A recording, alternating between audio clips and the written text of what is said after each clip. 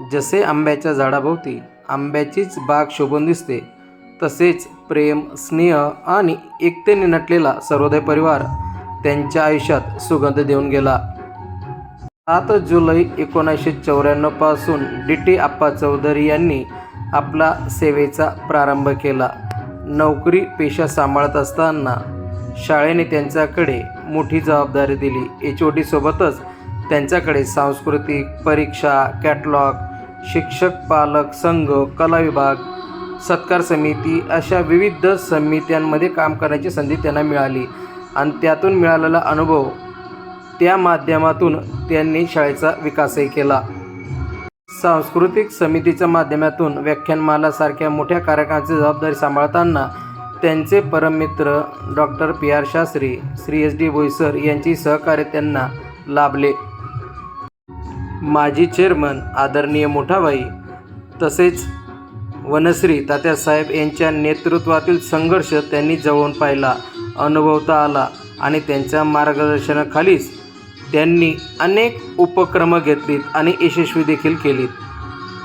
1 November 2019 पासून संस्थेने त्यांच्यावर विश्वास दाखवत सर्वोदय विद्यामंदिर प्रकाशा येथे उपमुख्याध्यापक पदाची जबाबदारी सोपवली. हा आयुष्यातील अत्यंत महत्त्वाचा क्षण त्यांच्यासाठी होता आणि अभिमानाचाही.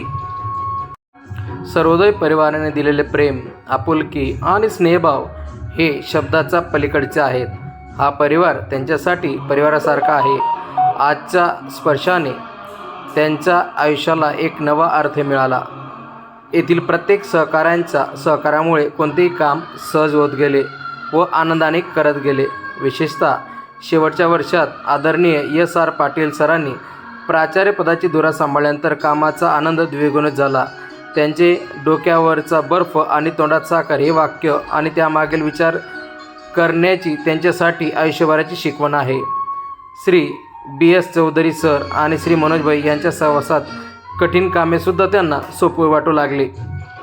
31 मे 2026 रोजी शासन नियमाप्रमाणे सेवानिवृत्त होत असले तरी आजही हा प्रवास स्वप्नच वाटतो. जसे आंब्याच्या झाडाभोवती आंब्याचीच बाग शोभून दिसते, तसेच प्रेम, स्नेह आणि एकात्मतेने नटलेला सर्वोदय परिवार त्यांच्या आयुष्यात सुगंध देऊन गेला. त्यांच्या आयुष्यात असा सुसंवादवादी, गटबाजी विरहित, प्रेम आणि समजूतदार परिवार लाभला. ही त्यांची सर्वात मोठी संपत्ती आहे. नोकरीला लागल्याचा आनंद जसा होता तसाच आज निवृत्तीचाही आनंद आहे, कारण ते या परिवाराचे एक भाग राहिले आहेत. नरेंद्र गुरव, प्रकाशा.